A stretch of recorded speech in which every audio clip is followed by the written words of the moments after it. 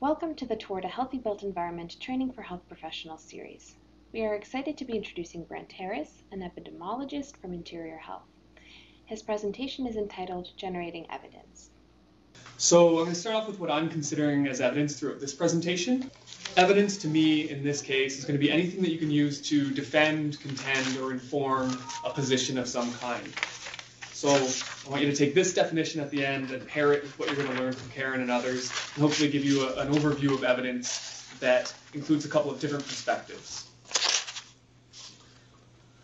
So a couple of terms to start off with when we're thinking about evidence.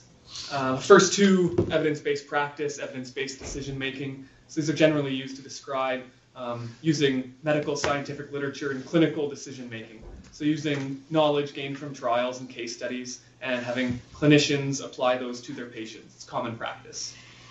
The next two, very similar to those first two, but changed a little bit to evidence-informed rather than evidence-based. And these could be exactly the same, and I've seen them used synonymously, but they can also be used in the context of policy. So allowing evidence, which again in these terms is sort of scientific peer-reviewed literature, to inform policy decisions that are being made, and applying the methods and conclusions and lessons learned from previous studies to potential situations down the road. So where I see a difference between these two is generally in sort of time frame, evidence-based practice and decision-making being things that are happening right now, physician and patient kind of thing, and then evidence-informed being how it's influencing future decisions being made. So I'm not really going to talk about either of those things today, but I just did want to get those out there before I go. So the next two are ones that I think of when I think of evidence. So they're data-driven terms, and they focus more on real-time decision-making. For me, it's more like operational evidence generation. So decision support is an area where data analysis and interpretation is provided to decision makers to help them make informed decisions. So oftentimes, as I said, these decisions are operational and would be supported by using operational data. So an example from my past that we've had here, a small hospital in a rural mountain town has an emergency department that's only open for limited hours each day. About an hour away, there's a larger city with a full-service 24-hour ED. So the question being, what would be the impact to the larger hospital if the smaller ED was closed? And what would be the impact to the smaller town if they lost their ED? So evidence is needed to support or contend the closing of that smaller emergency department. That's the kind of evidence that I'm talking about.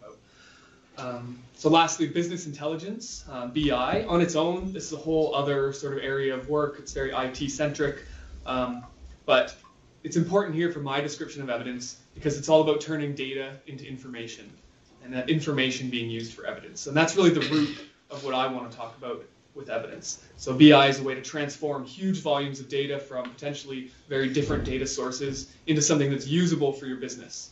So that's central to my views here. Cool. So with that being said, here's a little bit of a schematic of what I'm talking about. So on the one side, we have sort of the data stream, we'll say, and we have that operational BI and decision support side, where data is used to generate evidence to make decisions. And then we also have the research side, and that's where data in a specific context is interpreted and applied to a different context as evidence, potentially.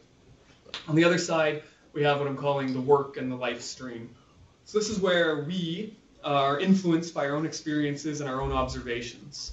So when I generate evidence in the way that I'm talking about today, I'm bringing in aspects of my own life, and my own experiences, and my own observations and everything. So when I work with and interpret data, I have ideas right off the bat before I even start of what the data is going to show me, just based on my previous experiences. It's important to understand because it can influence the results. And here we want to make sure that when we approach evidence generation, trying to be as neutral as possible. So trying to understand that you have these sort of biases or experiences that are influencing it and try to control for those as much as you can. A little cartoon up here for you. I think the Dilbert data cartoons are hilarious. But we use evidence all the time to make decisions. So every day, mostly subconsciously, we take on information and we apply it to a position or a problem in order to arrive at a solution. So without knowing it, we're We're constantly generating and applying evidence to support our daily lives. In our professional worlds, the important thing is that we use appropriate data in an appropriate way to make sure we provide the best possible evidence and ultimately make the best possible decisions for our situations, for our populations, sorry. So how do you know that what you're generating is good evidence? So here's a few things that I like to think about as I'm creating or generating or using evidence. So firstly, is it convincing? If the evidence I'm putting together makes my nose scrunch up, it's probably not that good. So if I'm kind of like, I don't know, it's probably not going to hold up against other people. So is it defensible? This is similar to being convincing, but different in that you need to be confident in explaining it to somebody else. So if I have to provide 15 caveats attached to my data analysis to make it work, it may not actually work. I may need to rethink that evidence. So is it reproducible? Are the methods laid out for everybody to see? Is the process detailed for others to adapt? Can I get the same numbers every time I calculate the percentages, for example? And it may seem obvious here, but it's surprising how often it can happen that something gets mixed up along the way. You provide some numbers, a colleague comes back and tries to provide those same numbers, and everything's all messed up and you have no idea where it went wrong. So is it unbiased? Is the next one. There's a lot of ways evidence can be biased, but this is basically what I was talking about just a minute ago, just trying to avoid allowing your own preconceptions to influence the results. With data specifically, data can be manipulated. It can be cut and carved to support a variety of different views, and it's important to recognize this and try to present the data in as balanced a way as possible. And last one here, I added this in because we're working with local governments a lot in this. And so is the evidence palatable? What I mean by this is that you can't take out the role of politics and public perception in some of the work that we're doing here. And no matter how strong or convincing, reproducible, how good your evidence actually is, it may not actually matter. So it's not something here that we can actually control for necessarily, but something to be aware of. Is that if council, for example, really wants something or really doesn't want something, it may not matter if your evidence is really good. So where do we find data and how are we going to turn it into some evidence? So in Melanie's presentation earlier, she gave all sorts of places where you can go and get data and information about our populations. And that's a good starting spot.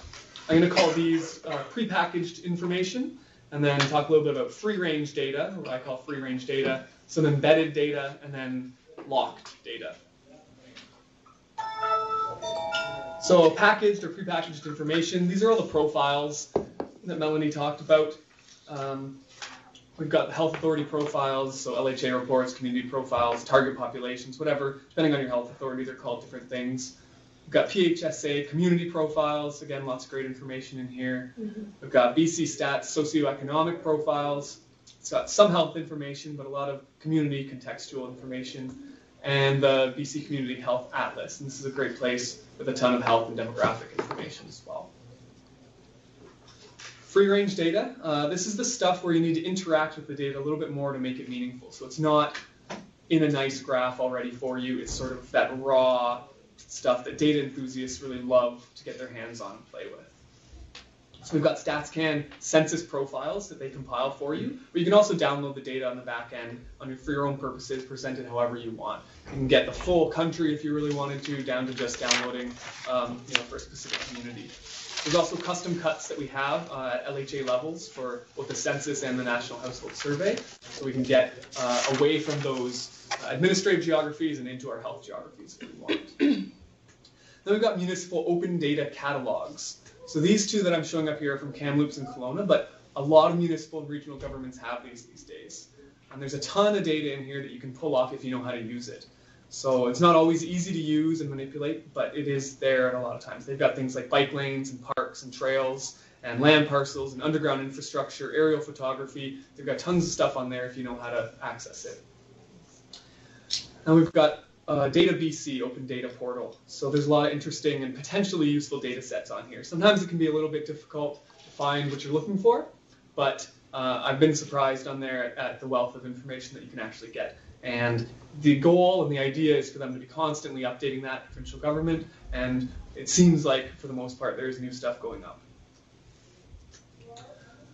So embedded data, this is stuff that you'd find within literature, so whether it's scientific or political, I'll say here. So research data, which is shown in these first two, can be really helpful to identify sort of methods of analysis and help set up some context for any data that you're going to present later, or that I would present later. But we can also look to local and regional government literature. So OCPs and zoning bylaws are not the only documents that we can look at. We've got strategic plans, policy papers, white papers, position papers, assessments and audits, and all sorts of other information that we can use and we can pull data and information out of to be added to our pile of evidence. And then we've got the stuff that sometimes seems like it's tucked away under lock and key in the health authority. We collect and manage a huge amount of data in the health authority, and it's not accessed and used enough, I don't think, in this world. So these are the data that are collected every day through the emergency department, hospital admissions, discharges, during health inspections, public health nursing visits, the whole gamut of the healthcare system. And it's not all relevant to everything, of course, but some of it is and some of it can be used. And I don't know the situation at other health authorities. In ours, it sometimes can be pretty hard to get to if you don't know where to look, if you don't know who to ask. And the key for us anyway, and I assume it's similar elsewhere, is specificity. You have to be very specific as to what your ask is to be able to get it. They don't like sort of fishing expeditions is what they call it. Exploratory analysis is what other people call it. You really have to be explicit in what you want. So just to highlight some challenges that we can come across when we need to generate evidence. So it can be hard to find the right data. You know, what do you use? Why? How do you turn it into information and then subsequently using it as evidence? And then geographical considerations. So there's certain issues that we run into when we're looking at the geographies of the areas we serve. So the right data can be hard to select, especially when there's a lot available, while simultaneously sometimes feeling like there's nothing available. And this is where research and literature are really important. So what has been used previously? Where did that data come from? What indicators have been developed in the past? Are there proxies that we can use instead if we can't get access to that information? But we can also use experience to sort of figure out what the right data is. So I've done similar work in the past. This approach worked for me. I've used these databases to find that data. This indicator was well received by council last time, and now they want to see it again. So experience is very important. And then lastly, availability. So sometimes you just have to use what you have access to. You're not going to always have the best access, but it's an unfortunate reality, but sometimes we have to deal with it. And in all likelihood, it's going to be some sort of mix of all three of these things to find the right data. So turning data into information, as you can probably tell by my sort of introduction to this point, is that data does not equal evidence necessarily. In my definition, information can be used as evidence, and information comes from data, and it's the result of presenting it properly, which I'll get to in a minute. And when you do that and provide good context and good interpretation, it can become usable evidence. So some geographical considerations that we need to keep in mind. Oftentimes with healthy built environment, we're dealing with a very small area within a municipality. So one large parcel that's going to be subdivided into 2,000 units or something. And that parcel or land or neighborhood structure plan or whatever it is within a municipality. And that municipality would be nested within a regional district. It would also be nested within a local health area. But those two don't always align. And so this can cause problems and challenges when you're trying to use data from one aggregation into another, or if there's only data available at a local health area, regional district level, or sometimes a health service delivery area, which cuts across a couple of different levels of geography. Yep. So it's not always appropriate to assign the values from the higher order of geography to the lower. We do need to be aware of that.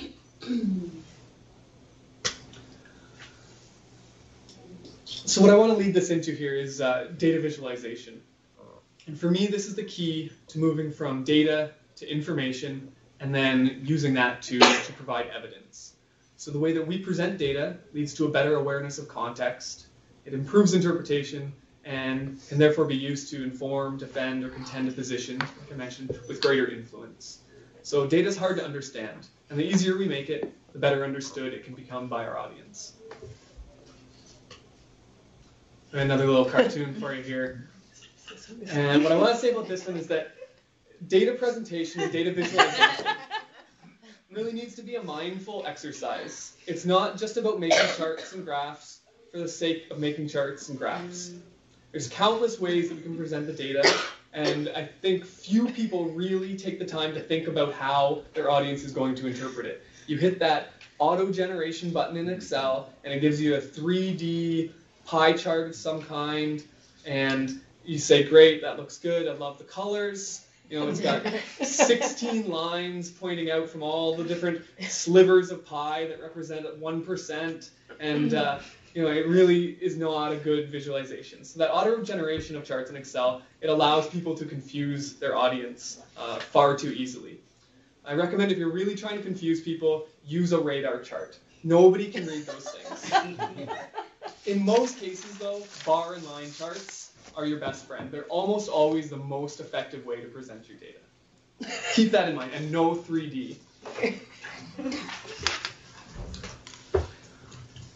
So I mentioned earlier that it's possible to manipulate data to support a number of different views. It's necessary to understand the implications of these manipulations on your messaging in order to present the data in the best possible way. So cutting out certain years of data, removing outliers, ordering your bar chart from smallest to largest could all tell different stories in the end than if you present all available years, average outliers, order it from largest to smallest. It's going to influence the way that people read that. You need to know your audience, because certain people and groups of people think differently than others. We could both be looking at the same piece of information or the same chart, and we could both draw different things from it. And it's important, in my mind, to keep things as simple as possible. So data visualization is about facilitating an understanding of otherwise complex information. Data is complex. Okay? To be used in generating effective evidence, it needs to be simple in its delivery. So creating complex visualizations, complex indicators, complex indices, composite indices, they don't necessarily make the evidence more convincing. And I understand we're dealing with complex interactions when we're looking at human behavior in the environments that we build. But where possible, simplicity is absolutely the best way to go. So I'm going to take you through a few examples here of how the message can change depending on how the data is presented. So I'm a map guy. I like to make maps. And I'm going to use maps as my examples here in the next couple. So this first map is population count by neighborhood. It's using a simple natural break method of classification. So this is where you classify the data based on where gaps are between values. So it makes cut points for your groups. So there's 5 groups in there. Cut points are sort of naturally between breaks in the data points. So if you look at this, it looks like the greatest number of people in those darkest red areas, that's where the highest total number of people are. They look like they're in that sort of outer ring. Try to move my mouse here. Outer ring out here, right? We've got the darkest red areas out there. These are also some of the biggest spots we can see, which our minds automatically assign with being bigger or better or whatever than smaller areas. Now, if we change this classification, same data, just changed classification here to each of those 5 categories, so those 5 shades of red, having an equal number of neighborhoods in it. So this is a quintile classification. There's 5 groups, each one has the same. But we see the pattern change a little bit, well, quite a bit. We've got clusters, we've got sort of random dispersion, looks like. Can't really tell any sort of pattern in the data, and very, very different from that last one. Now, if we divide the number of people in each neighborhood by the area of that neighborhood, creating a density map, and put it back into that quintile classification, we see an even different picture emerge. So now it looks like we have way more people down here, and almost nobody in these outlying areas. That's a vastly different picture than we saw in that first one.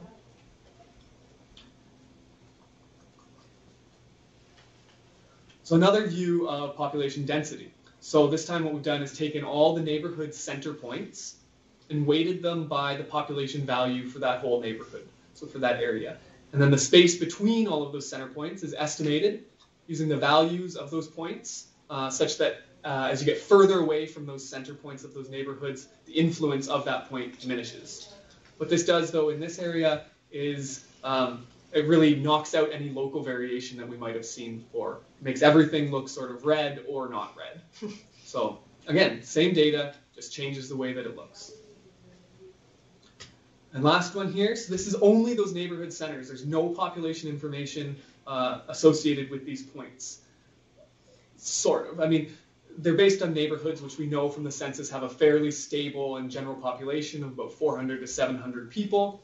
But what we can say from that is that when you see lots of points really close together, you know the neighborhoods are smaller geographically, so you know that it's more densely populated when there's more points together. And it looks like a pretty close approximation to this first density map. Right? So what this series of maps shows is that with some fairly simple, easy manipulations of the data, it can change the way that we think about it, and it can change our impressions of the neighborhoods or of this city that we're looking at. We can go from thinking that that outer ring of the first map, hopefully I'm not blowing up your computers here, or the thing, the outer ring of that first map being the most populated, to then seeing that the outer ring really doesn't have as many people in it as we thought, relative to everything else.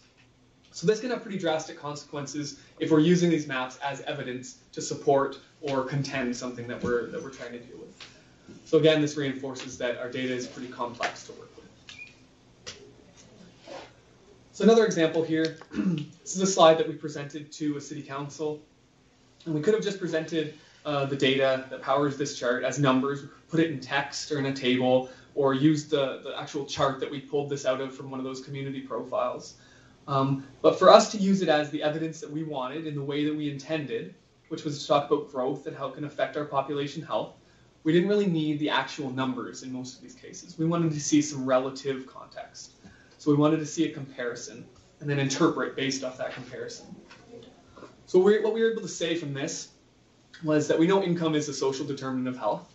And in this city, we know that we are a little bit lower than the provincial average for household population, average family income, sorry. So a little bit below the average. It doesn't seem like it's because of higher employment, because we are basically right at that provincial level for employment or unemployment. But the low income cutoff, we're less than the provincial average for the lower percentage of people in low income. So we're doing better than we would expect on that based on our average family income. So there's a strong housing market in this community, but one that's been built on sprawl. And this sprawl can be seen a little bit in this percentage of people that walk to work. So we're below that provincial average on people that walk to work. Okay? And housing also appears to be unaffordable in this area, more unaffordable than you would expect. So this is people that are spending more than 30% of their income on housing. And this is particularly evident in the renters there. It's way past that black line of the provincial. So what this told us is that we need some more diversity in our housing stock and more options to be available closer to where people work. If people spend less money on housing and can walk to work, their health potential could be improved. The co-benefit of these things is that these elements align with what we know to be healthy, complete communities and are identified in the linkages toolkit. So if we pop over to the linkages diagram, you can see that walking and biking to work connect with healthy transportation options, healthy neighborhood design, healthy housing options. The problem of unaffordable housing can be linked to neighborhood design and healthy housing as well, potentially linked to transportation if we're looking at transit-oriented development as well. So in terms of evidence, I'd say that with this chart on the previous slide, the interpretation of that data, the linkages here, it provides a measure of evidence that we're giving to council, and at least warrants some discussion based on that evidence of how we can plan for growth in a way that's healthier for our population. So it's not necessarily going to be conclusive. You're not going to be able to make a specific decision necessarily based on that, but it's going to be something that's going to provoke discussion. So to finish off again, another cartoon. Sometimes we can't generate enough evidence to support the most informed decision. And in those cases, we have to rely on other things like experience or intuition, maybe. In my experience, though, I can say that I haven't felt like what I provide has been ignored completely. So it almost always gets used in some measure, even if it's to say we don't believe this, or we don't like this, or can you look at this again? But I have rarely, and I don't think ever actually felt that I'm being ignored completely like this guy. So, thank you. That's all I've got.